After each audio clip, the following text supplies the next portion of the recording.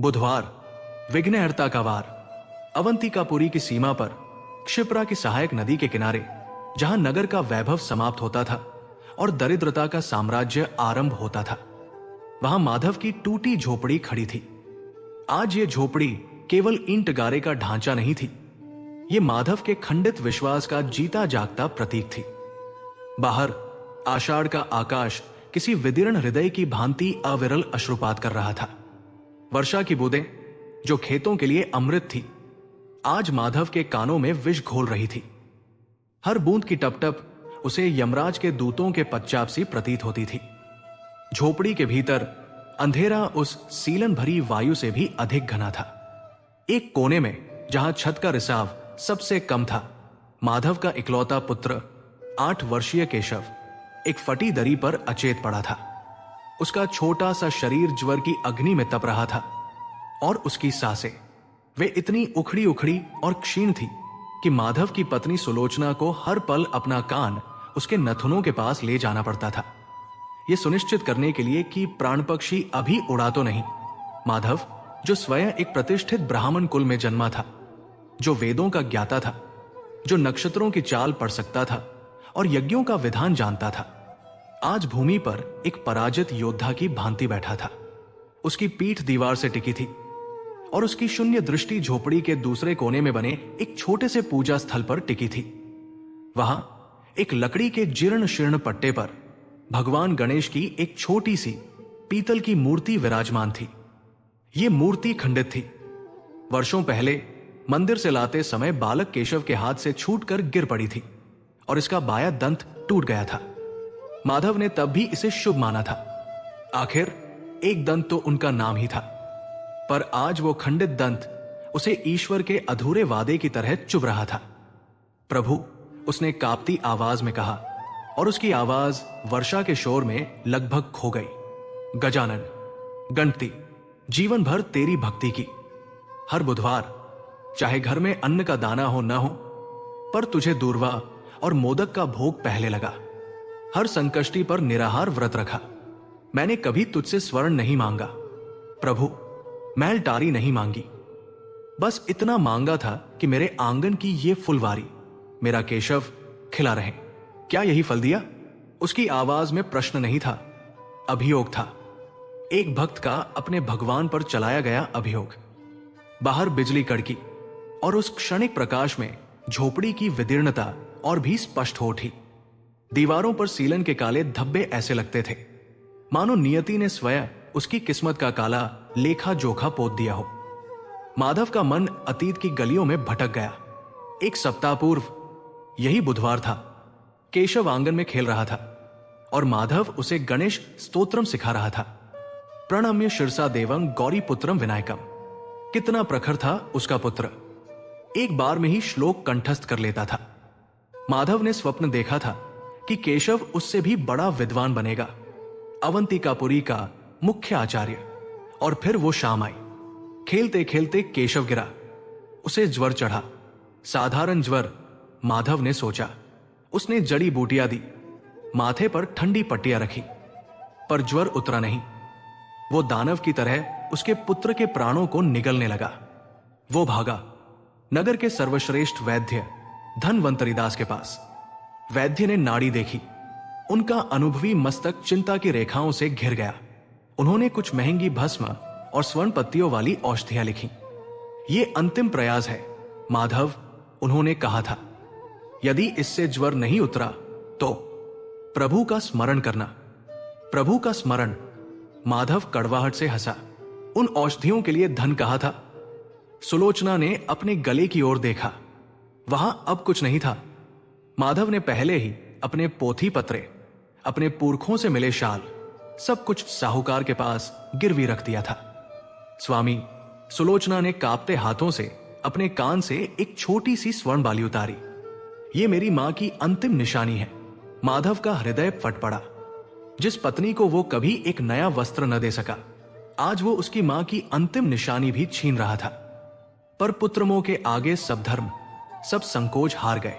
वो उस वर्षा में भीगा हुआ साहूकार लखपतमल की हवेली पहुंचा था। साहूकार अपने मखमली गद्दे पर बैठा हुक्का गुड़गुड़ा रहा था। उसने बाली को अपनी मोटी उंगलियों में तौला। हूं, उसने घृणा से कहा, इसमें सोना कितना है और तांबा कितना कौन जाने। और इस आधी रात में, इस वर्षा में तुझे क्या लगता है मैं खजाना खोलकर बैठा हूं? माधव उसके पैरों में गिर पड़ा था। वो ब्राह्मण जो केवल अपने इष्ट के आगे झुकता था, आज एक सूदखोर के चरणों में लौट रहा था। सेठ जी, मेरे पुत्र के प्राण संकट में हैं। वैद्य ने अंतिम औषधि दी है, दया करो। लखपतमल हंसा। दया? दया तो मंदिरों में मिलती है ब्राह्मण, यहां तो व्यापार होता है। चल, इस कंकड़ के 2 रजत मुद्राएं ले जा, और याद रहे ब्याज हर दिन चढ़ेगा। 2 रजत मुद्राएं। उस औषधि का मूल्य 5 स्वर्ण मुद्राएं था। माधव ने गिड़गिड़ाकर कहा कि यह उसकी पत्नी के विवाह की अंतिम निशानी है, पर साहूकार ने उसे धक्के मारकर बाहर निकाल दिया। 2 रजत मुद्राओं की जो भी जड़ी बूटी आई, वो केशव के गले से नीचे भी न उतरी। उसने आंखें ही नहीं खोली। और आज वैद्य ने भी जवाब दे दिया था। माधव, उन्होंने आते ही केशव की नाड़ी देखकर हाथ जोड़ लिए थे। अब औषधि का समय समाप्त हुआ। यह प्रार्थना का समय है। महामृत्युंजय का जाप कराओ, शायद कोई चमत्कार हो जाए। चमत्कार? माधव की दृष्टि फिर उस खंडित मूर्ति पर जा टिकी।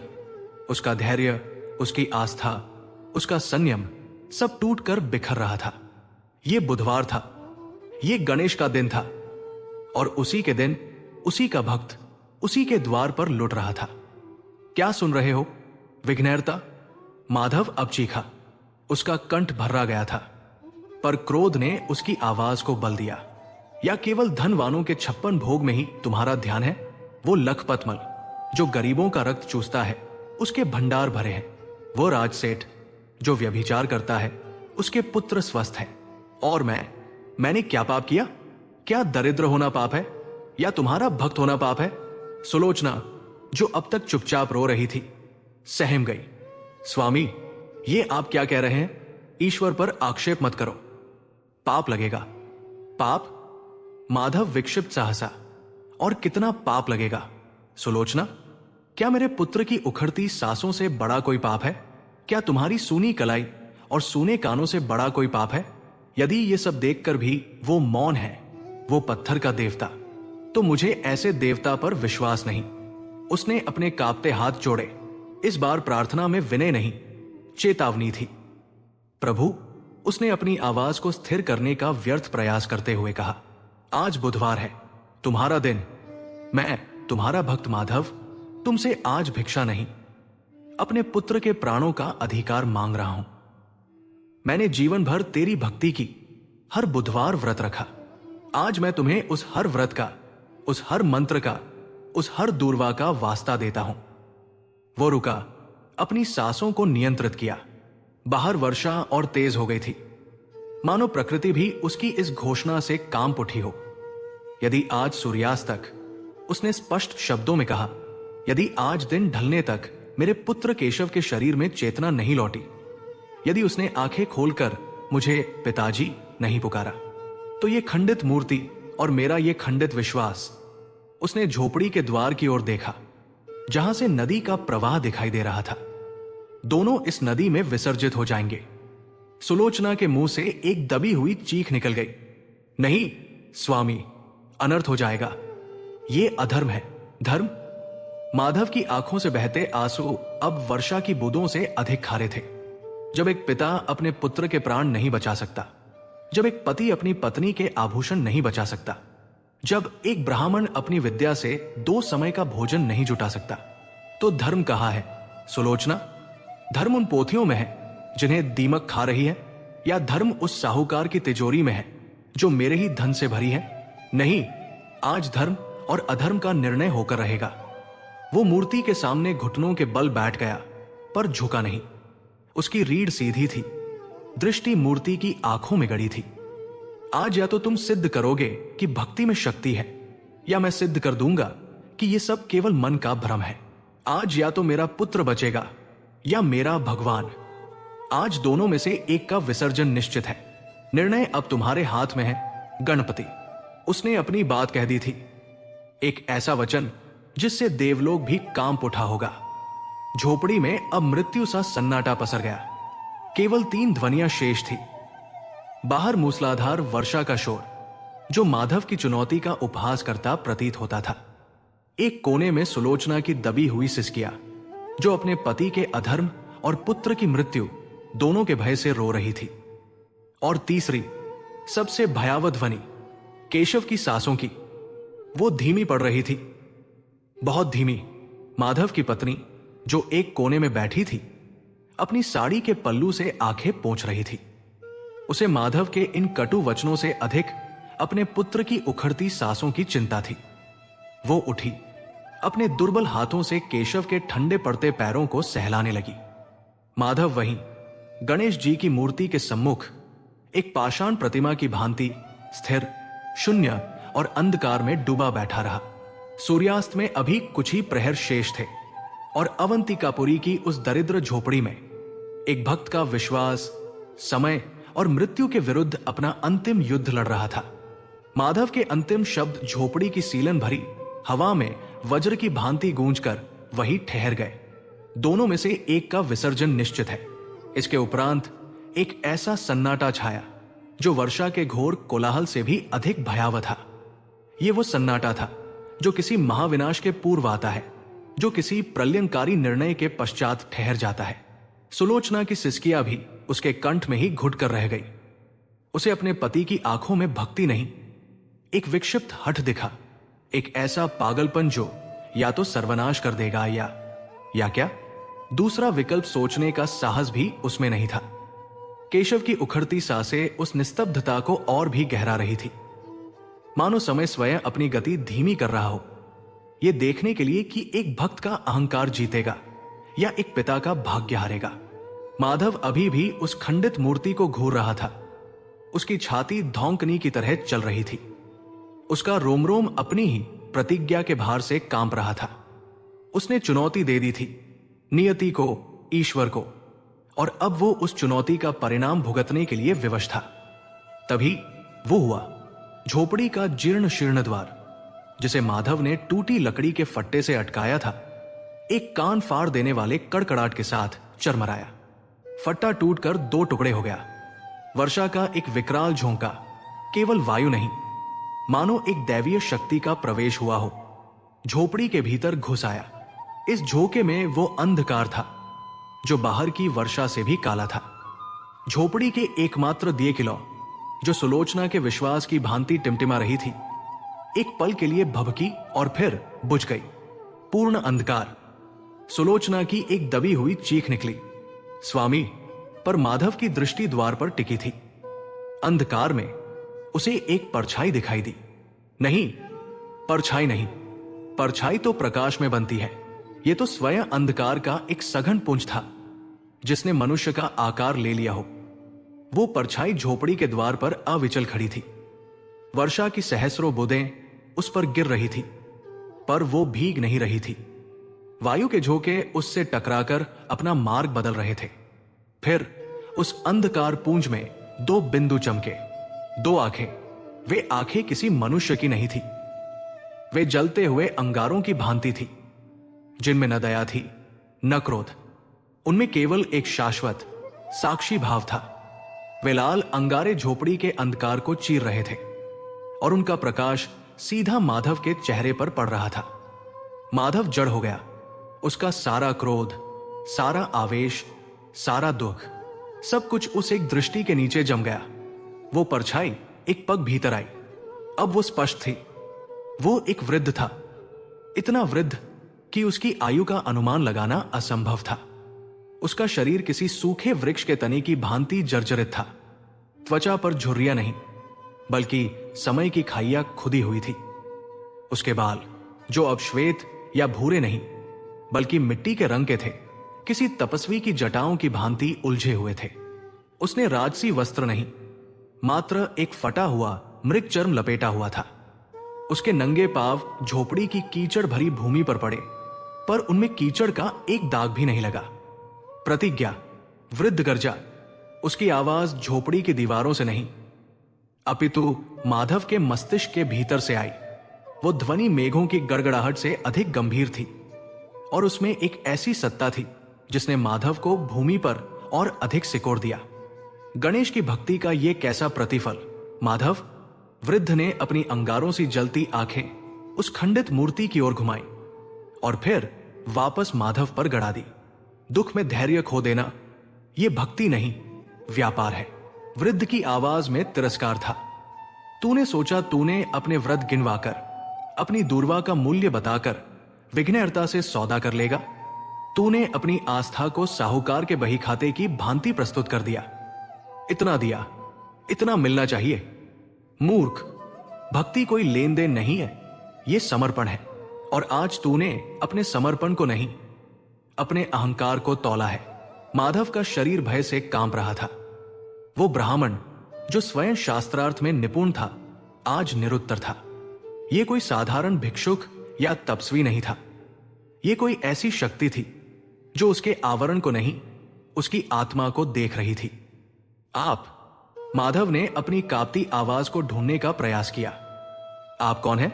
आप मेरा नाम, आप मेरे मन की बात, मेरी प्रतिज्ञा, आप कैसे? वृद्ध ने अपनी बात काटने दी। उसका हाथ उठा और उसकी तर्जनी सीधे माधव के हृदय की ओर थी। मैं कौन हूं यह महत्वपूर्ण नहीं है माधव, महत्वपूर्ण यह है कि तुम कौन हो। एक भक्त, एक पिता या एक अभियोगी जो अपने न्यायाधीश को ही कटघरे में खड़ा कर रहा है? वृद्ध एक पग और आगे बढ़ा। उसकी आंखें अब इतनी तीव्र थी कि माधव को अपनी पलकें झपकानी पड़ी। मैं कोई भी हो, पर तेरे प्रश्न का उत्तर हूं। तूने कहा तेरा विश्वास खंडित है, जा उस विश्वास को ढूंढ। कहां ढूंढूं? माधव ने एक हताश बच्चे की तरह पूछा। वृद्ध का चेहरा एक क्षण के लिए कठोर हुआ। वहां जहां विश्वास की परीक्षा होती है, जहां भक्ति का मूल्य चुकाना पड़ता है, जहां सैकड़ों तुझ जैसे अभियोगी गए पर लौटे नहीं। वृद्ध ने द्वार की ओर संकेत किया, दक्षिण दिशा की ओर। इस नगर के दक्षिण में 2 योजन दूर उस घने वन के बीच जो अंधकूप नाम का प्राचीन गणेश मंदिर है, वहां जा। अंधकूप! ये नाम सुनते ही माधव के रक्त ने जैसे बहना बंद कर दिया। उसके रोंगटे खड़े हो गए। सुलोचना जो अब तक सहमी हुई सब सुन रही थी, इस नाम को सुनते ही नहीं कहकर चीख पड़ी। अवंतिकापुरी का बच्चा बच्चा उस नाम से कांपता था। अंधकूप अर्थात अंधा कुआं।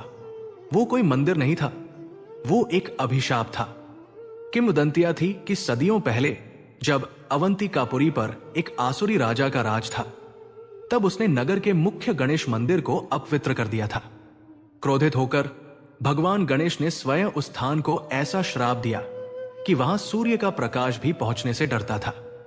वो मंदिर भूमि में धंस गया था और उसके चारों ओर एक ऐसा भयंकर वन उग आया था जो किसी को मार्ग नहीं देता था।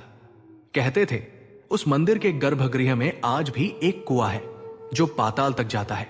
जो भी उस मंदिर में गया या तो उस वन में भ्रमित होकर हिंसक पशुओं का ग्रास बन गया या उस कुएं की रहस्यमयी शक्तियों द्वारा खींच लिया गया। वो मंदिर अपशकुनी माना जाता था। वर्षों से किसी ने उस दिशा में जाने का दुस्साहस नहीं किया था। वहां क्यों? माधव का कंठ सूख गया था। वो स्थान, वो प्रेत भूमि है। वहां ईश्वर नहीं, केवल मृत्यु है। वृद्ध हंसा, एक सूखी ठंडी हंसी जिसमें कोई आनंद नहीं था। मृत्यु? और यहां क्या है माधव? यहां तेरे झोपड़े में क्या जीवन नृत्य कर रहा है? उसने केशव की ओर संकेत किया। तू मृत्यु से डरता है और मृत्यु तेरे आंगन में खड़ी है। पर वहां जाकर क्या होगा? माधव ने गिड़गिड़ाकर पूछा। मुझ अकिंचन ब्राह्मण के पास उस वीरान जंगल में जाने का क्या अर्थ है? वृद्ध की आंखें फिर से संकुचित हुई, क्योंकि तेरे पुत्र की सांसें उस मंदिर में दबे एक रहस्य से बंधी है। यह वाक्य माधव के लिए प्रतिज्ञा से भी बड़ा आघात था। क्या कह रहे हैं आप? मेरे पुत्र का उस श्रापित स्थान से क्या संबंध? संबंध है, वृद्ध ने दृढ़ता से कहा। तेरा विश्वास खंडित हुआ है और उस मंदिर में खंडित विश्वासों की ही परीक्षा होती है। तूने अपने इष्ट को चुनौती दी है, अब तेरे इष्ट ने तेरी चुनौती स्वीकार कर ली है। वृद्ध ने झोपड़ी के बाहर घनी होती वर्षा की ओर देखा। दिन का प्रकाश जो पहले ही मेघों से ढका था, अब और भी क्षीण हो रहा था। संध्या निकट आ रही थी। तेरे पास सूर्यास्त तक का समय है माधव। उसकी आवाज में अब अंतिम निर्णय था। तुझे उस अंधकूप तक पहुंचना होगा, तुझे उस गर्भगृह में प्रवेश करना होगा और तुझे वो ले आना होगा जो वहां तेरा इंतजार कर रहा है। क्या क्या इंतजार कर रहा है? माधव चीखा। कोई पहेली मत बुझाइए तपस्वी, मेरा पुत्र मर रहा है, मुझे स्पष्ट बताइए, मुझे क्या लाना है? कोई संजीवनी, कोई मणि, कोई खजाना? वृद्ध मुस्कुराया। वो रहस्यमयी मुस्कान उसकी जर्जरित काया पर और भी भयानक लग रही थी। खजाना नहीं माधव, मूल्य। तुझे वहां अपने विश्वास का मूल्य चुकाना है। तुझे वहां वो लाना है जिसे देखकर तेरा खंडित विश्वास या तो पुनः जुड़ जाएगा या सदा के लिए बिखर जाएगा। जो तेरा इंतजार कर रहा है उसे तू पहचान लेगा, क्योंकि वो तेरे ही भीतर का प्रतिबिंब है। सुलोचना दौड़कर माधव के पैरों से लिपट गई। नहीं स्वामी, मत जाओ। ये कोई माया है, ये कोई दानव है जो आपको भी हमसे छीन लेना चाहता है। आप चले गए तो केशव का क्या होगा, मेरा क्या होगा? माधव दुविधा में फट पड़ा। एक ओर मृत्यु शैया पर पड़ा पुत्र, दूसरी ओर एक असंभव मृत्यु से भरी यात्रा। वृद्ध ने सुलोचना की ओर देखा तक नहीं। उसकी दृष्टि माधव पर जमी थी। यही रुकेगा तो पुत्र को अपनी आंखों के सामने मरता देखेगा माधव, और तेरी प्रतिज्ञा के अनुसार तू अपने ईश्वर को भी विसर्जित कर देगा। तू पुत्र भी खोएगा और अपना धर्म भी। ये तेरा भाग्य होगा। वो रुका और फिर उसकी आवाज एक फुसफुसाहट में बदल गई जो किसी भी चीख से अधिक डरावनी थी। और यदि तू गया तो एक आशा है, एक क्षीण सी आशा जो उस अंधकूप के अंधकार में छिपी है। यदि तू वो ले आया जो वहां तेरा इंतजार कर रहा है, तो सूर्यास्त से पूर्व तेरा पुत्र जीवित रहेगा। उसने अपनी बात समाप्त की। यदि नहीं, वृद्ध ने अपनी बात पूरी की, तो तेरी प्रतिज्ञा पूरी होगी। नदी को तेरा खंडित विश्वास और तेरी खंडित मूर्ति दोनों मिल जाएंगे, और इस झोपड़ी को तेरे पुत्र की राख। ये कहकर वो वृद्ध पलटा। वो द्वार की ओर बढ़ा। रुको, माधव चिल्लाया। मार्ग, वो वन अभेद्य है, मैं मार्ग कैसे ढूंढूंगा? वृद्ध बिना मुड़े द्वार पर ही रुक गया। जब विश्वास दाव पर हो तो भक्त को मार्ग की नहीं, केवल गंतव्य की चिंता करनी चाहिए। तेरा हठ तुझे वहां ले जाएगा माधव, तेरा अहंकार तुझे मार्ग दिखाएगा। जा। और इससे पहले कि माधव कुछ और कह पाता, वो वृद्ध उस वर्षा और अंधकार में विलीन हो गया। वो अदृश्य नहीं हुआ, वो बस वहां नहीं था, जैसे वो कभी आया ही ना हो। झोपड़ी का द्वार खुला था। वर्षा का झोंका अभी भी भीतर आ रहा था, पर दिया बुझा हुआ था। अंगारों सी आंखें जा चुकी थी। झोपड़ी में अब केवल वही पुराना घना अंधकार और मृत्यु की गंध शेष थी। कुछ क्षणों तक माधव मूर्तिवत खड़ा रहा। उसका मस्तिष्क सुन्न था। यह क्या था? कोई भ्रम या साक्षात नियति का आदेश? स्वामी, सुलोचना रो रही थी। माधव ने उसकी ओर नहीं देखा। उसने अपने पुत्र की ओर देखा। केशव की सांसें, वे अब लगभग रुक गई थी। सूर्यास्त, अंधकूप, रहस्य। माधव के पास सोचने का समय नहीं था। उस वृद्ध की आवाज उसके कानों में गूंज रही थी। यही रुकेगा तो पुत्र को मरता देखेगा। वो निर्णय ले चुका था। उसने न सुलोचना को देखा, न मूर्ति को। वो उस बुझे हुए दिए, उस अंधकार और अपनी उखड़ती आशाओं को पीछे छोड़कर उस मृत्युदायी वर्षा में, उस अभिशप्त वन अंधकूप की ओर नंगे पांव दौड़ पड़ा। माधव के पास सोचने का समय नहीं था। वो वृद्ध जा चुका था। झोपड़ी में केवल वर्षा का शोर, सुलोचना का दबा हुआ क्रंदन और केशव की वे सांसें थी जो अब गिनती की बची थी। सूर्यास्त, ये शब्द माधव के मस्तिष्क में एक लोहार की घन की भांति चोट कर रहा था। सूर्यास्त, अंधकूप। स्वामी, सुलोचना ने उसके पैरों को पकड़ने का प्रयास किया, पर माधव अब किसी और ही लोक में था। वो एक छलांग में अपने पुत्र के पास पहुंचा। उसके पास देने को कुछ नहीं था, न औषधि न आश्वासन। उसने अपने कांपते कीचड़ सने हाथों से अपने बीमार पुत्र के ज्वर से तपते माथे को चूमा। वो चुंबन एक पिता का वात्सल्य नहीं था, वो एक हारी हुई आत्मा का अंतिम हताश स्पर्श था। वो अपने प्राणों की सारी ऊष्मा उस एक स्पर्श में अपने पुत्र को दे देना चाहता था। केशव, वो फुसफुसाया। उसकी आवाज वर्षा की बूंदों में लगभग खो गई। अपने पिता की प्रतीक्षा करना, पुत्र। मैं जा रहा हूं। वो मुड़ा। उसने सुलोचना की उजड़ी हुई मांग, उसकी भय से विस्फारित आंखों की ओर देखने का साहस नहीं किया। यदि वो एक क्षण भी रुकता तो सुलोचना का विलाप उसे जंजीरों की भांति बांध लेता। वो जानता था कि वो जो करने जा रहा है वो पागलपन है। वो एक मृगमरीचिका के पीछे दौड़ रहा था, पर झोपड़ी में रुकना निश्चित मृत्यु थी। और अंधकूप एक आशा थी, एक क्षीण, विक्षिप्त, भयावह आशा। उसने स्वयं को अपने ही घर की देहरी से बाहर धकेल दिया। जिस क्षण उसने झोपड़ी का आश्रय छोड़ा, आषाढ़ के उस प्रलयंकारी मेघ ने उसका स्वागत किया। वर्षा की बूंदें सुइयों की भांति उसके नंगे शरीर पर चुभ रही थी। अवंतिकापुरी की गलियां कीचड़ की नदियों में बदल चुकी थी, पर माधव को कीचड़ या ठंड का आभास नहीं हो रहा था। उसके भीतर एक ही अग्नि जल रही थी, समय। दक्षिण, वृद्ध ने कहा था। वो दक्षिण की ओर दौड़ पड़ा, नंगे पांव, एक फटी धोती में जो उसके घुटनों तक ही आती थी। नगर के जो लोग अपनी खिड़कियों से इस तूफान को देख रहे थे, उन्होंने एक ब्राह्मण को एक पागल की भांति कीचड़ में लथपथ अंधेरे की ओर भागते देखा और अपने द्वार और भी कसकर बंद कर लिए। नगर की सीमा समाप्त हुई। खेत आए, खेत जो अब जलमग्न हो चुके थे। वो कमर तक पानी में घुसता, गिरता, पड़ता, पर रुकता नहीं। उसके फेफड़े फटने को थे, पर वो अपनी सांसों से अधिक अपने पुत्र की सांसों के विषय में चिंतित था। और फिर वो आया, अंधकूप वन। ये वन नहीं था, ये पृथ्वी पर एक काला धब्बा था, एक ऐसा स्थान जहां वृक्षों ने सूर्य के प्रकाश को पराजित कर दिया था। दूर से ही वो एक अभेद्य काई लगी दीवार की भांति खड़ा था। जैसे ही माधव उसके निकट पहुंचा, हवा का वेग बदल गया। बाहर वर्षा का कोलाहल था, पर वन के भीतर एक रहस्यमयी घू-घू करता हुआ सन्नाटा। उसने एक क्षण के लिए भी संकोच नहीं किया। वो उस अंधेरी दीवार में घुस गया। अंदर का दृश्य बाहर की कल्पना से भी अधिक भयावह था। यह दोपहर का समय था, पर यहां घोर अर्धरात्रि थी। विशाल, सहस्रों वर्ष पुराने वृक्षों की शाखाएं एक दूसरे से ऐसी गुंथी हुई थी कि आकाश का एक टुकड़ा भी दिखाई नहीं देता था। वर्षा की बूंदें सीधी नहीं गिरती थी, वे पत्तों से छनकर मोटी ठंडी बूंदों के रूप में टपकती थी, जैसे ये जंगल स्वयं रो रहा हो। भूमि नहीं थी, वो सड़ी गली पत्तियों, कीचड़ और न जाने किन किन जीवों के अवशेषों का एक दलदल थी।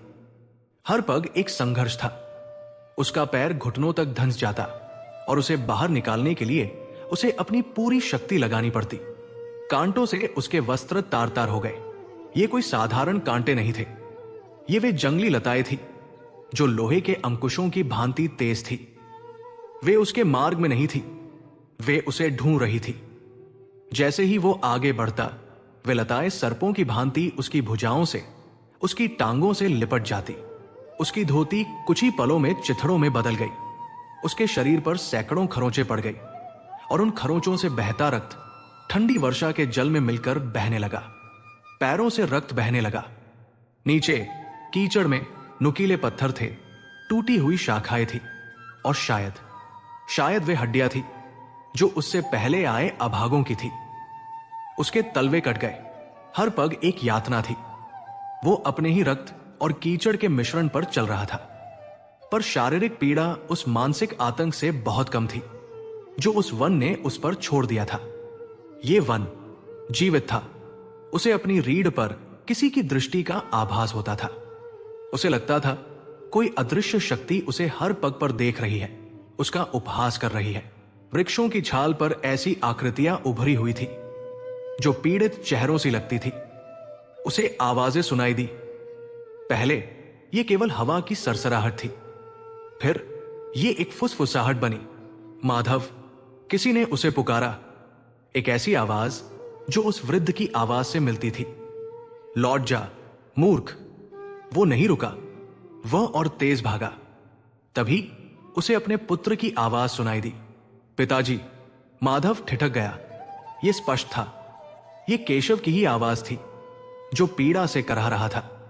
पिताजी, मुझे बचाओ, ठंड लग रही है। केशव। माधव चीखा। पुत्र, मैं आ गया।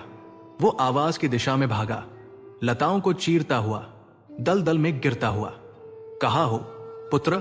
कोई उत्तर नहीं आया, केवल उसका अपना स्वर उस घने वन में गूंज कर मर गया। ये एक छलावा था। वन उसका मन पड़ रहा था। वो उसके सबसे गहरे भय से खेल रहा था। माधव का धैर्य टूटने लगा। वो एक विशाल वृक्ष के तने से टिककर हांफने लगा। उसके पैर अब चल नहीं पा रहे थे। वो कहां जा रहा था? दक्षिण? यहां कौन सी दिशा दक्षिण थी? यहां तो केवल अंधेरा था। शायद वृद्ध एक दानव था। उसने सोचा, शायद ये सब मुझे मेरी धृष्टता का दंड देने के लिए रचा गया था। मैं यहां इस कीचड़ में मर जाऊंगा और वहां सूर्यास्त के समय मेरा पुत्र। नहीं, वो अपनी प्रतिज्ञा को इतनी सरलता से हारने नहीं दे सकता था। उसका हठ, उसका अहंकार, जो उसकी भक्ति पर हावी हो गया था, वही अब उसका एकमात्र ईंधन था। दिखाओ, जो भी हो, मुझे मार्ग दिखाओ। वो अंधेरे में चीखा। तभी उसे कुछ दिखा। वृक्षों के बीच, जहां अंधेरा और भी सघन था, दो लाल बिंदु। वे टिमटिमा रहे थे। वही आंखें, उस वृद्ध की आंखें। वे आंखें उसे घूर रही थी। एक पल, दो पल, और फिर वे मुड़ी और अंधेरे में आगे बढ़ने लगी, जैसे उसे मार्ग दिखा रही हो। माधव को नहीं पता था कि यह माया थी या सत्य, पर उसके पास अनुसरण करने के अतिरिक्त कोई विकल्प नहीं था। वो उन दो लाल अंगारों के पीछे भागा। वो गिरता रहा, कटता रहा, पर उसकी दृष्टि उन दो बिंदुओं पर टिकी रही। न जाने कितनी देर तक वो उस मायावी मार्गदर्शक के पीछे भागता रहा। एक प्रहर या एक युग, समय इस वन में अर्थहीन था। अंततः वो वन छंटने लगा। वृक्ष दूर दूर होने लगे। अंधेरा कम हुआ। वो एक ढलान पर चढ़ रहा था, और फिर वो उन वृक्षों से बाहर एक पथरीले खुले स्थान पर आ गिरा। वो उन लाल आंखों को धन्यवाद देना चाहता था, पर वे जा चुकी थी। वर्षा अभी भी हो रही थी। यहां की हवा में जंगल की सड़ांध नहीं, बल्कि एक प्राचीन पवित्र स्थान की सीलन भरी गंध थी। माधव ने अपने घुटनों पर उठकर सामने देखा। वह अंधकूप मंदिर था। यह कोई भव्य संरचना नहीं थी। यह पृथ्वी के गर्भ में धंसा हुआ एक घाव था, एक खंडहर। किंवदंती सत्य थी। मंदिर का अधिकांश भाग भूमि के नीचे था। केवल उसका खंडित शिखर ही बाहर झांक रहा था, जिसे विशाल वट वृक्षों की जटाओं ने किसी बंदी की भांति जकड़ रखा था। उन जड़ों ने काले पड़ चुके पाषाण को तोड़ दिया था और मंदिर की संरचना में प्रवेश कर गई थी। यह देवस्थान नहीं, यह देवत्यागस्थान लगता था। एक ऐसा स्थान जिसे स्वयं ईश्वर ने अपशकुनी मानकर त्याग दिया हो। माधव का शरीर कांप रहा था, पर यह ठंड से नहीं था। यह उस स्थान की भयावह ऊर्जा से था। मंदिर का मुख्य द्वार, जो कभी भव्य रहा होगा, अब केवल एक काला चौकोर गर्त था, जो सीधे नीचे पाताल की ओर जाता प्रतीत होता था। डरते डरते वो सीढ़ियां उतरा। वो उस गर्त के मुहाने पर खड़ा हुआ। नीचे से ठंडी बासी हवा का एक झोंका आया, जिसमें चमगादड़ की गंध और सदियों पुरानी धूप बत्ती की राख की महक मिली हुई थी। केशव, उसने अपने मन को कठोर किया। उसने अपना पहला पग उन सीढ़ियों पर रखा। वे सीढ़ियां काई से चिकनी हो रही थी। वो फिसला, पर दीवार को पकड़कर स्वयं को संभाला। वो नीचे उतरता गया। हर पग के साथ बाहर की वर्षा का शोर धीमा होता गया और एक ऐसा सन्नाटा घना होता गया जो किसी जीवित व्यक्ति के लिए नहीं बना था। यह अंधेरा वन के अंधेरे से भी गहरा था। यह पूर्ण अंधकार था। वो अपनी हथेलियों से दीवार को टटोलता हुआ नीचे बढ़ता रहा। न जाने कितनी सीढ़ियां थी, 100 या 1000। वो बस उतरता गया जब तक कि उसके पैर ने समतल भूमि को नहीं छुआ। वो पहुंच गया था गर्भगृह। मंदिर का गर्भगृह अंधकार में डूबा था। वो वही खड़ा रहा, अपनी सांसों को थामे हुए। उसकी आंखें इस पाताल लोक के अंधेरे को भेदने का व्यर्थ प्रयास कर रही थी। कुछ भी दिखाई नहीं दे रहा था। प्रभु, उसने धीरे से पुकारा। गणपति। उसकी आवाज उस छोटे से कक्ष में गूंजी और गूंजकर वापस उसी में समा गई। कोई उत्तर नहीं। धीरे धीरे जैसे जैसे उसकी पुतलियां फैली, उसे आभास हुआ ऊपर, बहुत ऊपर शिखर में एक दरार थी, जहां से वर्षा की कुछ बूंदों के साथ प्रकाश का एक क्षीण धूसर सा अंश छनकर आ रहा था। वह प्रकाश पर्याप्त नहीं था, पर उसने अंधेरे को अभेद्य होने से रोक दिया था। उस मटमैले प्रकाश में माधव ने कक्ष के केंद्र को देखा। वहां गणेश की कोई मूर्ति नहीं थी। कुछ नहीं, कोई प्रतिमा नहीं, कोई आकार नहीं, केवल एक खाली सिंदूर से पुता हुआ आसन था। हां, वो वहां था, कक्ष के ठीक मध्य में, काले ग्रेनाइट का एक चौकोर आसन, और उस आसन पर सिंदूर, सूखा, पपड़ीदार, प्राचीन सिंदूर, जो ये चीख चीख कर कह रहा था कि कभी यहां कोई विराजता था। पर अब वो खाली था। माधव ने उस खाली आसन को देखा और उसके भीतर कुछ टूट गया। वो इतनी दूर, उस भयावह वन को पार करके, मृत्यु के मुख से बचकर एक खाली आसन के लिए आया था। छल, वो एक दबी हुई घुरघुराहट थी। मेरे साथ छल हुआ है। ये एक चीख थी, एक ऐसी चीख जिसमें उसका सारा भय, सारी पीड़ा, सारा क्रोध और सारी हताशा भरी थी। उस ब्राह्मण की चीख जिसने अपना सर्वस्व दाव पर लगा दिया था। यहां कुछ नहीं है, वो उस खाली आसन के सामने चीखा, मानो वो आसन ही उसका अपराधी हो। यहां कुछ भी नहीं है। वो वृद्ध झूठा था, वो मायावी था। उसने मुझे मेरे पुत्र से दूर भेज दिया, मरने के लिए। वो हताशा में जमीन पर गिर गया। वो उस ठंडे गीले पत्थर पर एक गठरी की भांति पड़ा रहा। उसका मस्तिष्क शून्य हो गया था। अब कोई आशा नहीं बची थी। वृद्ध की पहेली, जो तेरा इंतजार कर रहा है, वो ये शून्य था। ये कुछ नहीं ही उसका उत्तर था। सूर्यास्त, अब वो निकट था। वो यहां इस अंधेरे गर्त में उस क्षण की प्रतीक्षा करेगा जब बाहर सूर्य डूबेगा, और साथ ही उसकी झोपड़ी में उसके पुत्र के जीवन का सूर्य भी अस्त हो जाएगा। वो अपनी प्रतिज्ञा हार गया था। वो अपना पुत्र हार गया था। वो अपना ईश्वर हार गया था। वो रोया, एक ब्राह्मण का, एक पिता का, एक भक्त का अंतिम पराजित विलाप। वो न जाने कितनी देर तक वहां पड़ा रहा। उसका शरीर सुन्न हो गया था। तभी विलाप करते करते जब उसकी दृष्टि उस खाली आसन पर जमी हुई थी, उसे कुछ खटका। आसन के ठीक पीछे दीवार पर उस धूसर प्रकाश में उसे लगा कि पत्थर की सतह एक समान नहीं है। तभी उसकी नजर उस खाली आसन के ठीक पीछे दीवार पर खुदे कुछ शब्दों पर पड़ी। वे शब्द नहीं थे, वे केवल खरोंचे थी, या शायद सदियों की धूल और काई से ढकी कोई नक्काशी। उसके भीतर कुछ जागा। आशा नहीं, केवल एक अंतिम मरती हुई जिज्ञासा। वो जो अब खड़ा होने में भी असमर्थ था, अपने घुटनों और कोहनियों के बल घिसटता हुआ उस आसन के पीछे गया। वो दीवार के इतना निकट आ गया कि उसकी सांसें पत्थर से टकरा रही थी। हां, यहां कुछ लिखा था। धूल और काई के नीचे कुछ लिखा था। माधव ने अपनी उंगलियों से उसे साफ किया। उसकी उंगलियां, जो पहले ही कटी हुई और लहूलुहान थी, उस ठंडे पत्थर पर घिसने लगी। वो उस काई को, उस जमी हुई धूल को खुरचने लगा। ये एक विक्षिप्त का कार्य था। वो अपने नाखूनों से उस प्राचीन रहस्य को खोद रहा था। और तब अक्षर उभरने लगे।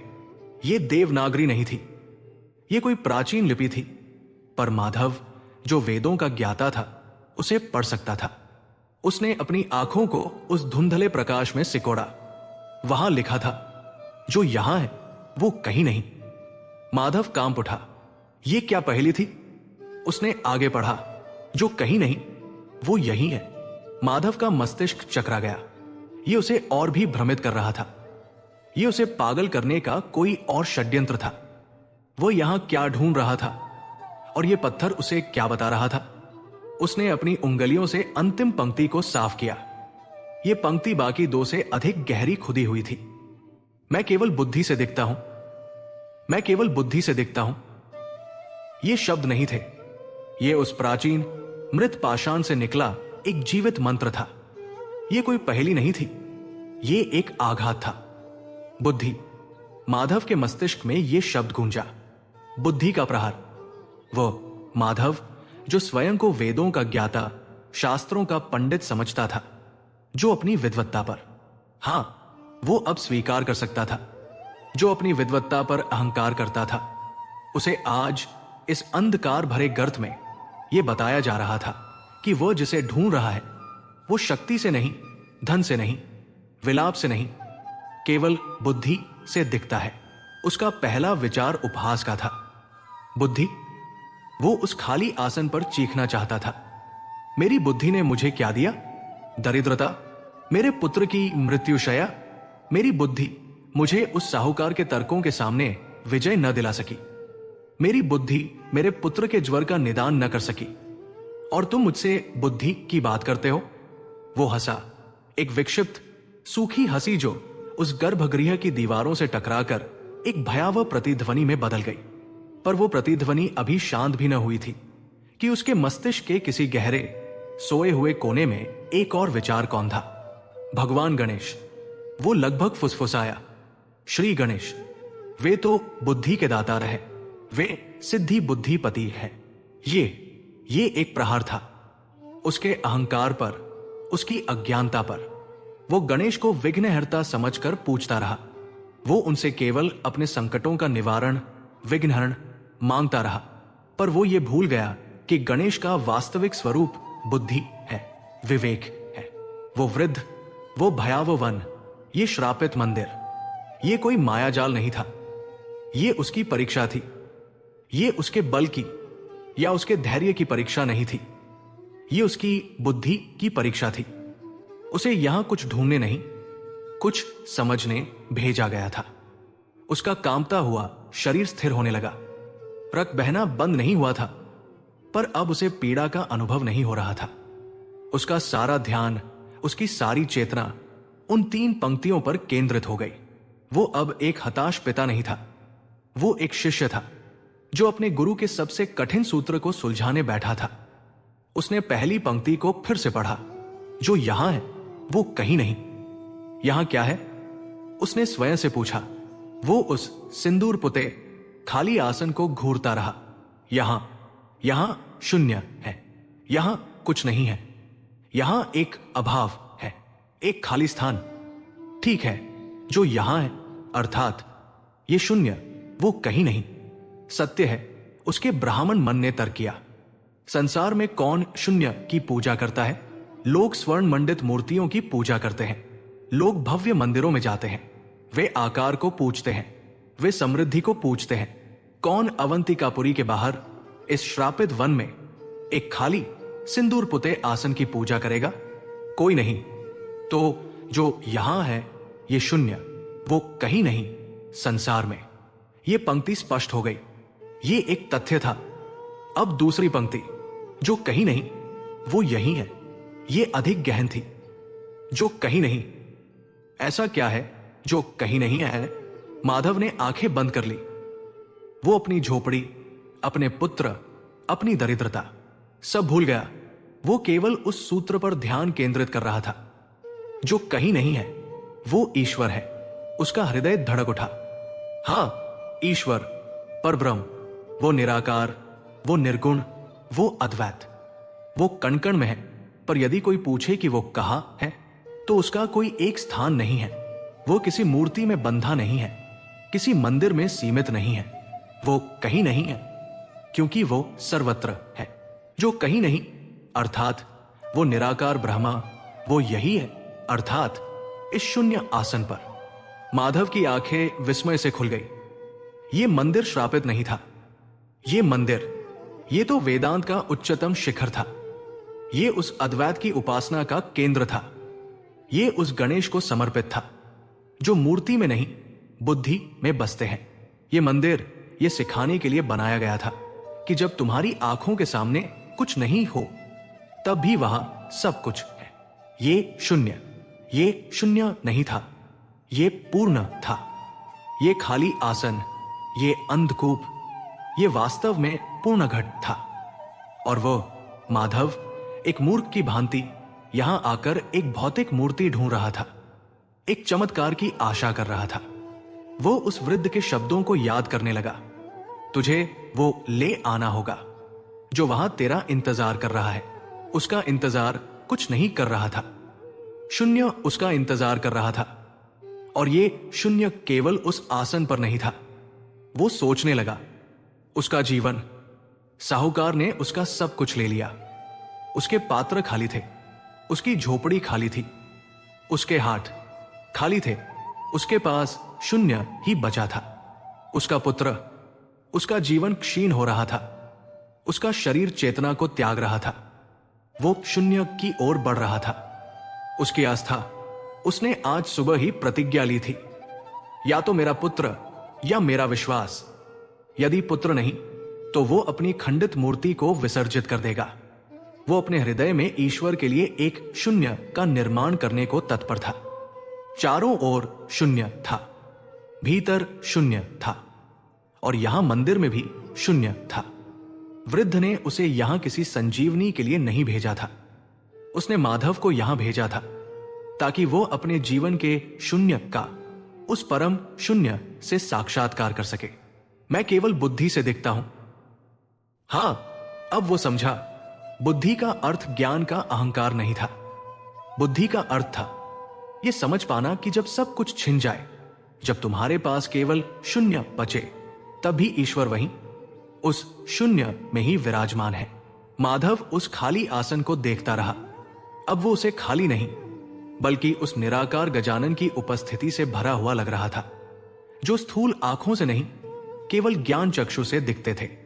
पर वो यहां लाया क्या था? वो उस वृद्ध को क्या उत्तर देगा? वो वापस क्या लेकर जाएगा? तुझे वो ले आना होगा। वो क्या ले जा सकता था? ये ज्ञान, ये बोध। तभी जैसे किसी दैवीय प्रेरणा से उसे स्मरण आया जब वो उस प्रलयंकारी वर्षा में झोपड़ी से बाहर भागा था, विक्षिप्त सा, क्रोध और भय से कांपता हुआ। सुलोचना ने उसे रोकने का प्रयास किया था। वो उसके पैरों से लिपटी थी, और जब वो उसे झटक कर आगे बढ़ा था, तब सुलोचना ने दौड़कर उसके हाथ में कुछ दबा दिया था। स्वामी, उसकी पत्नी की कांपती दबी हुई आवाज उसके कानों में गूंजी। आज बुधवार है, प्रभु का। उसने क्रोध में उसकी बात पूरी नहीं होने दी थी। उसने देखा भी नहीं था कि सुलोचना ने उसे क्या दिया। उसने उस वस्तु को अपनी फटी हुई धोती के कमरबंद में ठूंस लिया था और दौड़ पड़ा था। वो वस्तु, वो अभी भी वहां थी। माधव के कांपते हाथ, जो अब रक्त और कीचड़ से सने हुए थे, अपनी कमर की ओर गए। उस वीरान वन में गिरते पड़ते, लताओं से छिलते हुए भी वो छोटी सी पोटली सुरक्षित थी। वो भीग चुकी थी पर नष्ट नहीं हुई थी। माधव ने उसे बाहर निकाला। वो कपड़े की एक छोटी सी मैली पोटली थी। उसने उसकी गांठ खोली।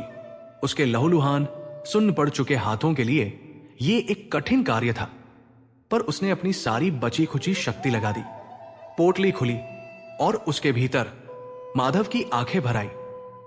उसके भीतर पूजा के लिए थोड़े से दूर्वा थे, ताजे नहीं, वे कुचले हुए थे, कीचड़ से संग गए थे, पर वे दूर्वा थे। और एक छोटा सा मोदक, गुड़ और चावल के आटे का बना, रूखा सूखा, जो अब वर्षा के जल से गलकर एक पिंड मात्र रह गया था। यह उसकी पत्नी का विश्वास था। वो माधव, जो अपनी बुद्धि पर अहंकार करता था, वो ईश्वर को चुनौती दे रहा था, उन पर आक्षेप कर रहा था।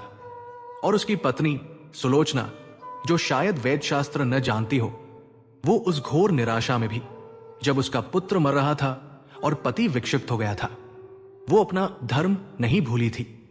वो बुधवार की पूजा की सामग्री तैयार कर रही थी।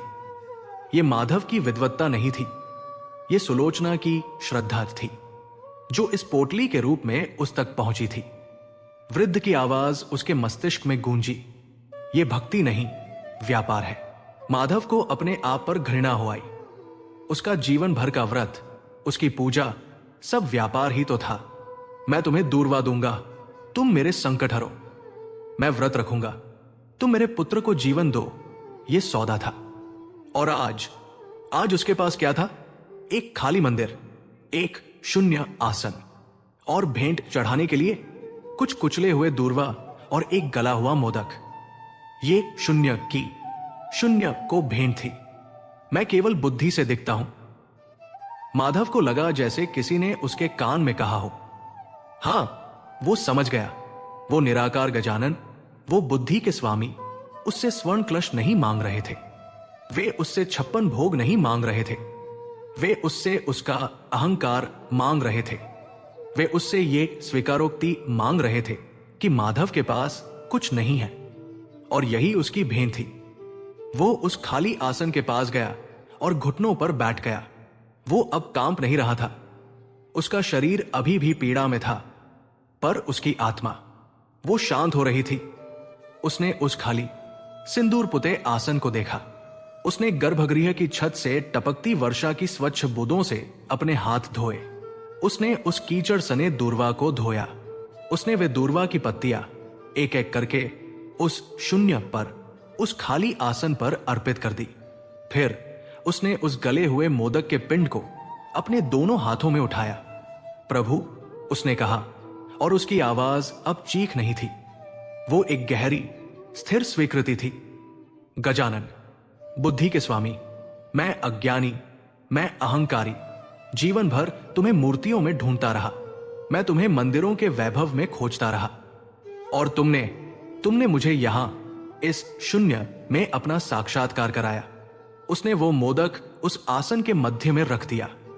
मेरे पास इस शून्य के अतिरिक्त आपको देने के लिए कुछ नहीं है। उसने हाथ जोड़े। साहूकार ने मेरा धन ले लिया, नियति ने मेरा ज्ञान छीन लिया।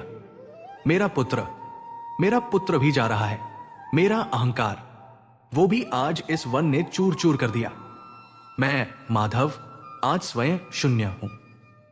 उसकी आंखों से आंसू बह रहे थे, पर ये हताशा के आंसू नहीं थे, ये समर्पण के आंसू थे।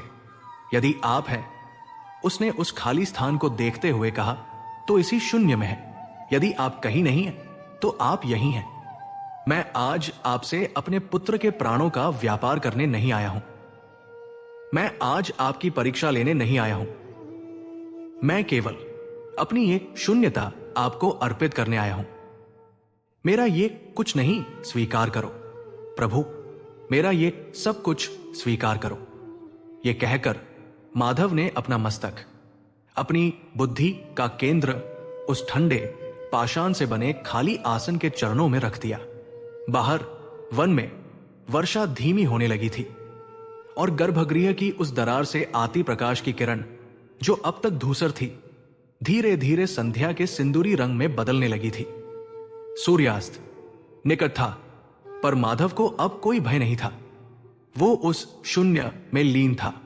जिस क्षण उस पाताल लोक से प्रतीत होते गर्भगृह में माधव ने अपनी शून्यता को उस शून्य आसन पर अर्पित किया, जिस क्षण उसके अहंकारी मैं का विसर्जन हुआ, जिस क्षण उसकी बुद्धि ने ज्ञान के सम्मुख समर्पण किया, ठीक उसी क्षण वहां से 2 योजन दूर अवंतिकापुरी के ऐश्वर्य के केंद्र में साहूकार लखपतमल की 7 मंजिला हवेली के कंगोरे पर नियति ने अपना लेख लिख दिया।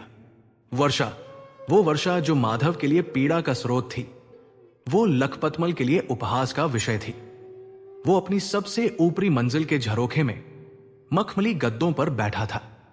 बाहर प्रकृति का प्रलय था, और भीतर उसके हाथ में उसका बही खाता था। यह कोई साधारण बही खाता नहीं था। यह अवंतिकापुरी के सैकड़ों परिवारों के भाग्य का काला लेखा जोखा था। इसमें माधव का नाम भी था, जिसके आगे पत्नी के आभूषण के बदले 2 रजत मुद्राएं लिखी थी, और उस पर चढ़ता सूद एक चक्रव्यूह की भांति बढ़ रहा था। लखपतमल हंस रहा था। वो उस निर्धन ब्राह्मण की हताशा को स्मरण करके आनंदित हो रहा था। धर्म, वो हुक्के का कश खींचते हुए बुदबुदाया, धर्म तो मेरी इस तिजोरी में बंद है।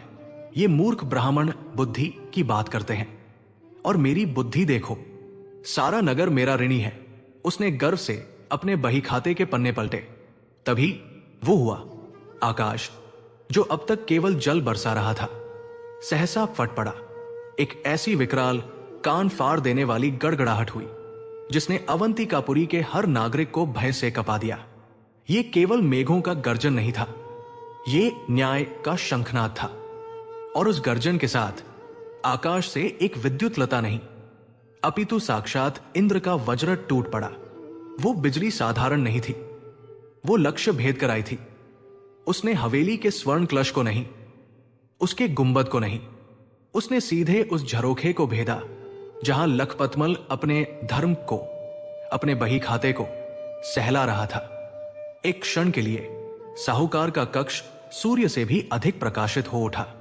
वो वज्र प्रहार सीधे उस तिजोरी पर हुआ जहां उसने माधव जैसों का रक्त चूसकर जमा किया हुआ धन रखा था। वो लोहे की मोटी तिजोरी जिसे कोई मनुष्य नहीं तोड़ सकता था, उस दैवीय आघात से मक्खन की भांति पिघल गई और अग्नि प्रज्वलित हो उठी। वो अग्नि जो यज्ञ कुंड में पवित्र होती है, आज शुद्धि करने आई थी। उसने सबसे पहले उस बही खाते को अपनी जिह्वा पर लिया। वे पन्ने जिन पर ऋण और सूद के काले अक्षर खुदे थे, एक क्षण में पवित्र श्वेत भस्म में बदल गए। माधव की पराजय के अंतिम प्रमाण, सुलोचना के आभूषणों की रसीद, सब जलकर राख हो गए। फिर उस अग्नि ने स्वर्ण को पकड़ा। वो सोना जिसे साहूकार ईश्वर मानता था, उस प्रचताप में पिघलने लगा। आभूषण, मुद्राएं, सिल्लियां सब अपना आकार खोकर एक बहते हुए निरर्थक तप्त धातुमल में बदल गए। साहूकार जो उस प्रहार के झोंके से दूर जा गिरा था, अपनी आंखों के सामने अपने ईश्वर को भस्म होते देख रहा था। उसका सारा ऐश्वर्य, सारा अहंकार, सारा हिसाब किताब सब जल रहा था। नहीं नहीं, मेरा धन, मेरा सर्वस्व। वो उस अग्नि की ओर लपका, पर लपटों ने उसे पीछे धकेल दिया। उसका मखमली वस्त्र जल उठा। वो चीखता हुआ, जलता हुआ उन सीढ़ियों से नीचे भागा जो अब पिघलते सोने से भरी थी। जिस क्षण माधव ने अंधकूप में अपना मस्तक शून्य को झुकाया, उसी क्षण अवंतिकापुरी में साहूकार लखपतमल, जिसने माधव जैसों का रक्त चूसकर वो धन जमा किया था, एक क्षण में कंगाल हो गया। उसका सारा खजाना, सारा हिसाब किताब का बही खाता सब जलकर राख हो गया। वो अब साहूकार नहीं, वो नगर का सबसे निर्धन भिक्षुक बन गया था, जिसके पास केवल उसके पापों की कालिक शेष थी। और यहां मंदिर में, यहां न अग्नि थी न वज्रपात, यहां शांति थी।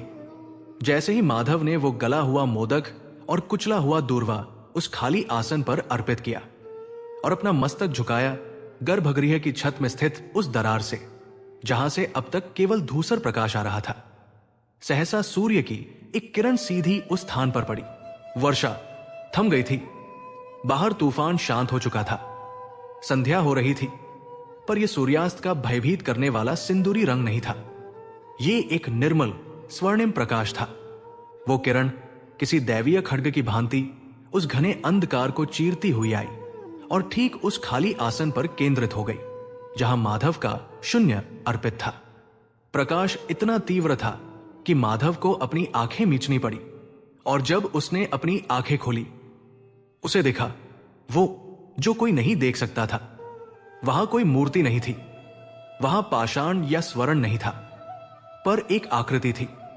उस प्रकाशपुंज के भीतर, उस शून्य आसन के ठीक ऊपर हवा में एक आभा, एक रूप। वो स्थूल नहीं था, वो सूक्ष्म था। वो प्रकाश और छाया का एक ऐसा अद्भुत संयोजन था जिसने एक आकार ले लिया था।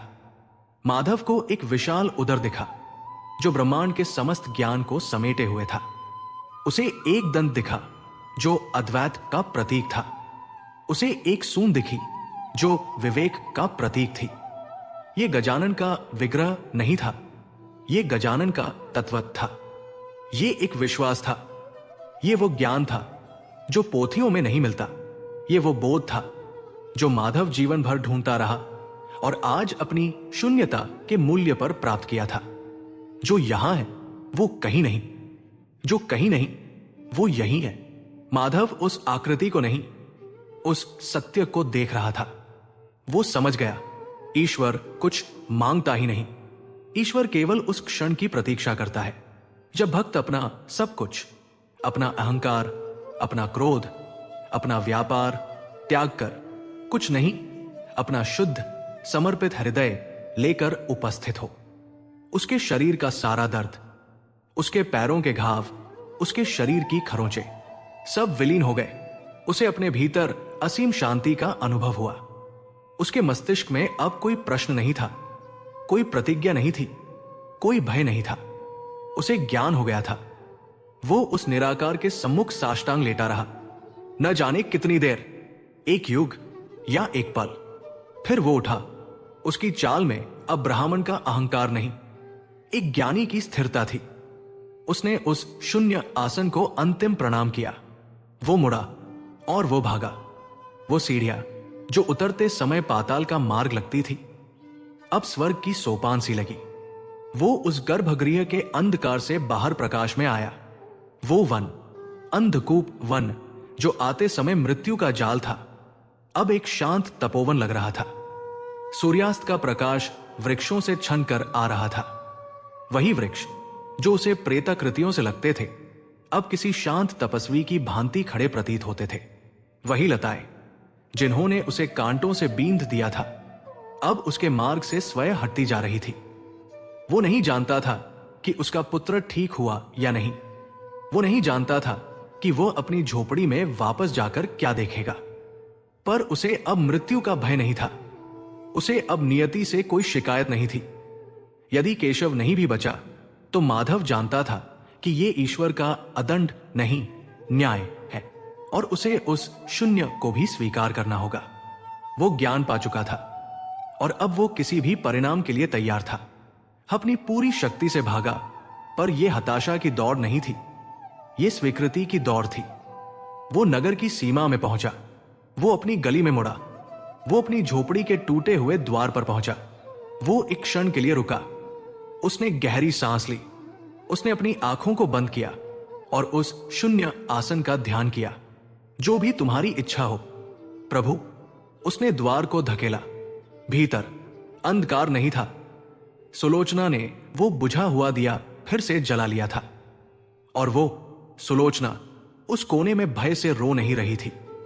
वो दरी के पास बैठी थी और उसकी आंखों में आंसू नहीं, असीम विस्मय था। माधव की दृष्टि दरी पर गई। वो खाली नहीं थी। उसका पुत्र केशव, जो कल तक हिल नहीं सकता था, जिसका शरीर मृत्यु की भांति ठंडा पड़ गया था, जिसकी सांसें लगभग रुक गई थी, वो उठकर बैठा था। उसकी आंखें खुली थी। ज्वर की तपिश जा चुकी थी। उसके होंठ सूखे थे, पर उनमें जीवन था। केशव ने अपनी मां की ओर देखा और फिर द्वार पर खड़े अपने कीचड़क सने पिता की ओर, और फिर वो अपनी क्षीण पर स्पष्ट आवाज में बोला, मां, पानी। सुलोचना के हाथ कांप गए। वो जल का पात्र उठाने दौड़ी। माधव वही द्वार पर जड़वत खड़ा रह गया। उसका पुत्र जीवित था। उसकी प्रतिज्ञा नहीं, उसका समर्पण पूरा हुआ था। वो धीरे धीरे अंदर आया। उसने अपने पुत्र को नहीं, अपनी पत्नी को नहीं देखा। उसकी दृष्टि झोपड़ी के उस कोने में गई जहां भगवान गणेश की वो छोटी सी खंडित मूर्ति रखी थी। वही मूर्ति जिसे वो आज सुबह तोड़ने और विसर्जित करने की धमकी दे रहा था। माधव उस मूर्ति के पास गया। वो जो अंधकूप के शून्य में निराकार को देख आया था, आज उसे इस खंडित आकार में पूर्ण दिख रहा था। वो उस खंडित मूर्ति के चरणों में गिर पड़ा। वो रोया, पर ये दुख या क्रोध के आंसू नहीं थे। ये ज्ञान के, कृतज्ञता के आंसू थे। उसे साहूकार के महल में गिरे वज्रपात का ज्ञान नहीं था। उसे ये नहीं पता था कि उसका ऋण भस्म हो चुका है। उसे केवल यह पता था कि उसने जब अपना सब कुछ खो दिया, तभी उसने सब कुछ पा लिया था। बुद्धि का प्रहार हो चुका था। अंधकार समाप्त हो गया था। यह एक नई शुरुआत थी। मां, पानी। केशव की वो क्षीण पर सजीव ध्वनि उस टूटी हुई झोपड़ी में मृत्यु पर जीवन के विजयनाद की भांति गूंजी। सुलोचना, जो एक क्षण पूर्व तक अपने पति के भयावह रक्तरंजित स्वरूप को देखकर जड़ हो गई थी, इस ध्वनि से जागृत हो उठी। वो रो रही थी। वो अपने आंसू रोक नहीं पा रही थी, पर ये खुशी के आंसू थे। ये वे आंसू थे जो हताशा के खारे सागर को पार कर आशा के मीठे जल से निकले थे। उसका शरीर कांप रहा था, पर यह भय से नहीं, ये उस विस्मय से था जिसे बुद्धि समझ नहीं सकती, केवल हृदय अनुभव कर सकता है। केशव, मेरे लाल, वो लड़खड़ाती हुई उठी। उसके हाथ इतने कांप रहे थे कि वो जल के पात्र को ठीक से पकड़ भी नहीं पा रही थी। उसने किसी प्रकार जल लिया और अपने पुत्र के सूखे होठों से लगाया। माधव द्वार पर ही खड़ा रहा। वो एक पाषाण प्रतिमा की भांति अविचल था। वो कीचड़, रक्त और पसीने से लथपथ था। उसके वस्त्र चिथड़े हो चुके थे और उसके पैरों के घावों से अभी भी रक्त रिस रहा था। पर उसकी दृष्टि इस संसार की नहीं थी। वो अपनी आंखों के सामने घट रहे चमत्कार को देख तो रहा था, पर उसका मन अभी भी अंधकूप के उस शून्य गर्भगृह में ही अटका हुआ था। केशव ने जल पिया। वो साधारण सा घूंट जो माधव के कंठ से नीचे उतरा, वो माधव के लिए अमृत था। ये जीवन का प्रमाण था। सुलोचना ने जल का पात्र नीचे रखा और अपने स्वामी की ओर मुड़ी। वो भय और आनंद के मिश्रित भाव से उसकी ओर दौड़ी। स्वामी, ये सब क्या है? आपकी यह दशा? और केशव, वैद्य ने तो वो अपने पति के सीने से लगकर फूट फूट कर रो पड़ी, पर इस रुदन में कोई शिकायत नहीं थी, केवल असीम कृतज्ञता थी। माधव ने धीरे धीरे अपने कांपते हाथ उठाए और अपनी पत्नी के सिर को सहलाया, पर उसका ध्यान सुलोचना पर नहीं था। उसका ध्यान केशव पर भी नहीं था। वह जो अंधकूप से ज्ञान लेकर लौटा था, अब अपनी झोपड़ी में उस ज्ञान के स्रोत को ढूंढ रहा था। उसने सुलोचना को स्वयं से धीरे से अलग किया। उसने अपने पुत्र की ओर देखा, जो अब अपनी मां को देखकर क्षीणता से मुस्कुरा रहा था। माधव का हृदय वात्सल्य से भर उठा, पर वो जानता था कि यह उत्सव का अंतिम चरण है। पहले उसे धन्यवाद देना था। वो अपने पुत्र और पत्नी को पार करता हुआ सीधा घर के उस कोने में अपनी खंडित गणेश मूर्ति के पास गया। वो टूटी हुई पीतल की छोटी सी प्रतिमा, जिसे वो कुछ प्रहर पहले ही अपने क्रोध और अहंकार में चूर होकर अपने खंडित विश्वास के साथ नदी में विसर्जित कर देने की प्रतिज्ञा कर चुका था। सुलोचना ने विस्मय से देखा। उसका पति, जो मृत्यु के मुख से अपने पुत्र को वापस लाया था, वो उस जीवित पुत्र को अनदेखा कर एक जड़ खंडित मूर्ति के सम्मुख जा खड़ा हुआ था। माधव उस मूर्ति के सामने घुटनों के बल बैठ गया। वो कीचड़ से सना था, पर उसे झिझक नहीं हुई। उसने अपने लहूलुहान कांपते हाथों को जोड़ा और फिर उसने उन अपवित्र हाथों से उस पवित्र खंडित मूर्ति को उठाया। माधव ने उस उपस्थिति को अनुभव किया। वो मूर्ति के सामने से उठा और पलटा। वृद्ध को देखकर वो चौंका नहीं, वो भयभीत नहीं हुआ। वो जो शून्य को समझ गया था, अब इस आकार को भी पहचान रहा था। उसने केवल अपने हाथ जोड़ लिए। साहूकार का धन जल गया, माधव, वृद्ध ने कहा। उसकी आवाज अब मेघ गर्जन नहीं थी, वो वीणा के तारों की झंकार सी मधुर थी। माधव ने प्रश्नवाचक दृष्टि से देखा। उसे साहूकार के धन से अब क्या लेना देना? और तेरा दुख भी? वृद्ध ने वाक्य पूरा किया। माधव कांप उठा। साहूकार का धन और उसका दुख, इन दोनों का जलना एक साथ। वो उस संबंध को समझने लगा था। साहूकार का धन उसके लोभ का प्रतीक था और माधव का दुख उसके भय का। आज दोनों भस्म हो गए थे। मेरा पुत्र, माधव ने अपने कंठ को साफ किया। मेरा पुत्र कैसे ठीक हुआ महात्मा? मैं तो कोई औषधि नहीं लाया। मैं तो उस खाली आसन पर केवल अपनी शून्यता ही अर्पित कराया। वृद्ध मुस्कुराया। वो एक पग भीतर आया। उसके चरण भूमि को नहीं छू रहे थे, वे भूमि से एक उंगली ऊपर हवा में ही ठहरे थे। तेरे पुत्र को रोग ने नहीं, माधव, तेरे दुख और भय ने जकड़ रखा था। वृद्ध की आवाज अब माधव के कानों में नहीं, सीधे उसकी आत्मा में प्रवेश कर रही थी। तुम विद्वान थे माधव, पर ज्ञानी नहीं थे। तुम अपनी बुद्धि को तर्क वितर्क का शस्त्र समझते रहे, पर यह नहीं जान पाए कि सच्ची बुद्धि विवेक है। तुम दरिद्र थे, पर तुम्हारी दरिद्रता धन की नहीं, संतोष की थी। ये ज्वर, वृद्ध ने केशव की ओर संकेत किया, ये ज्वर केशव के तन में नहीं, ये तुम्हारे मन में था। ये तुम्हारे उस क्रोध का ताप था जो तुम अपनी नियति पर कर रहे थे। ये तुम्हारे उस अहंकार की अग्नि थी जो तुम्हारी विद्वत्ता से पोषित थी। ये तुम्हारे उस भय का विष था जो तुमने साहूकार के प्रति अपने हृदय में पाल रखा था। तुम्हारा पुत्र तुमसे इतना प्रेम करता था कि उसने तुम्हारी आत्मा की समस्त पीड़ा को अपने शरीर पर सोख लिया था। माधव स्तब्ध रह गया। वो स्वयं अपने पुत्र का हत्यारा बन बैठा था। जब तक तुम मुझसे मांगते रहे, वृद्ध ने कहा, तब तक तुम व्यापारी थे और मैं गणपति साहूकार नहीं हूं कि भक्ति के बदले में कुछ गिरवी रखूं या ब्याज दूं। पर आज, वृद्ध की आंखें चमक उठी, आज तूने बुद्धि को पहचाना। तूने उस शून्य में भी ईश्वर को देख लिया। तूने यह स्वीकार किया कि तेरे पास देने को कुछ नहीं है और वही कुछ नहीं तेरा सर्वस्व था। जिस क्षण तूने अपना अहंकार, अपना क्रोध और अपना भय उस शून्य आसन पर अर्पित किया, जिस क्षण तेरा व्यापार समाप्त हुआ और समर्पण का आरंभ हुआ, जिस क्षण तेरा भय मिटा तो तेरे पुत्र के प्राण लौट आए। उसका रोग कोई रोग था ही नहीं माधव, वो तुम्हारे भय का बंधन था। जब तुम मुक्त हुए तो वो भी मुक्त हो गया। माधव अब सब समझ गया था। वो अंधकूप, वो भयावह वन, वो खाली आसन, वो शिलालेख, ये सब कोई माया नहीं थी। ये एक पाठ था, एक ऐसा पाठ जो उसे पोथियों में कभी नहीं मिला। वो वृद्ध जो उसकी प्रतिज्ञा जानता था, जो उसके मन की बात पढ़ता था, जो उसे मृत्यु के मुख में भेजकर जीवन का अर्थ समझा सकता था। माधव समझ गया, वो वृद्ध कोई और नहीं, स्वयं विघ्नहर्ता थे, जो उसे ज्ञान देने आए थे। प्रभु!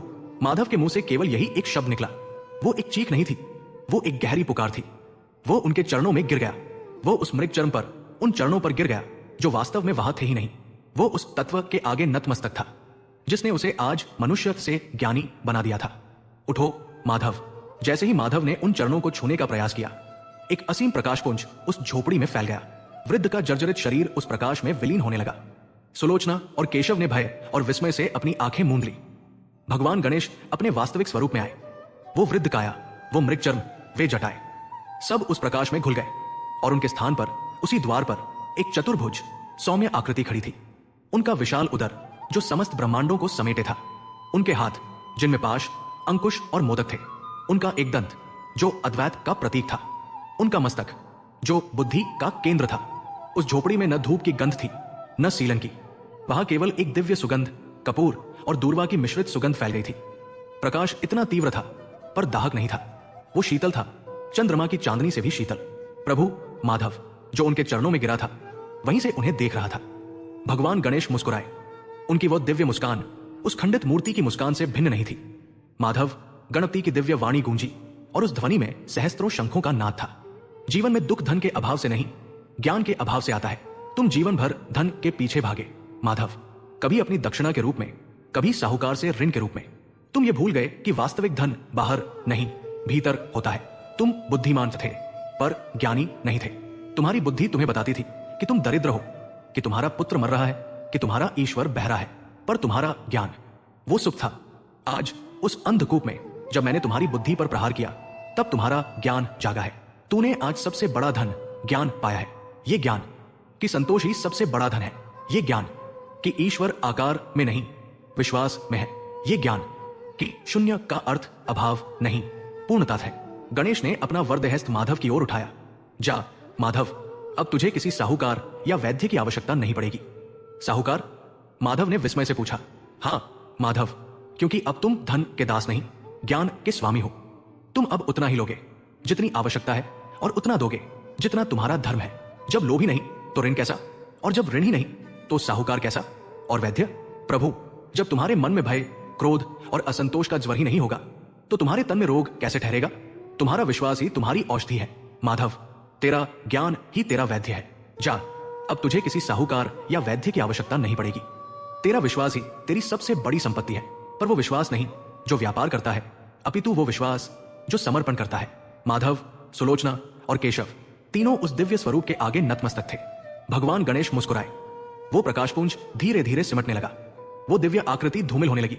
प्रभु रुको! माधव चीखा, पर वो प्रकाशपुंज उस झोपड़ी के द्वार से निकलकर आकाश में विलीन हो गया। भगवान गणेश अंतर्धान हो गए। झोपड़ी में पुनः वही दिए का पीला प्रकाश और वही चिरपरिचित शांति लौट आई, मानो एक स्वप्न टूट गया हो। पर यह स्वप्न नहीं था। केशव अपनी दरी पर बैठा मुस्कुरा रहा था। माधव उठा। वो अब कांप नहीं रहा था। उसके घावों से रक्त बहना बंद हो गया था। उसे पीड़ा का अनुभव नहीं हो रहा था। सुलोचना ने अपने आंसू पोंछे और अपने पति की ओर देखा। ये वही माधव था, पर यह वो माधव नहीं था। उसकी आंखों में अब दरिद्रता की पीड़ा नहीं, एक सम्राट का तेज था। माधव के पास धन दौलत तो नहीं लौटी, उसकी झोपड़ी महल में नहीं बदली, उसके फटे वस्त्र रेशमी नहीं हुए, पर उसके जीवन से दुख और दरिद्रता सदा के लिए मिट गए, क्योंकि उसे संतुष्टि और ज्ञान का वो वरदान मिल गया था, जिसे कोई साहूकार लूट नहीं सकता था, जिसे कोई अग्नि जला नहीं सकती थी, और जिसे कोई नियति छीन नहीं सकती थी। वो अवंतिकापुरी का सबसे निर्धन ब्राह्मण था, पर आज वो उस नगर का सबसे धनी व्यक्ति था।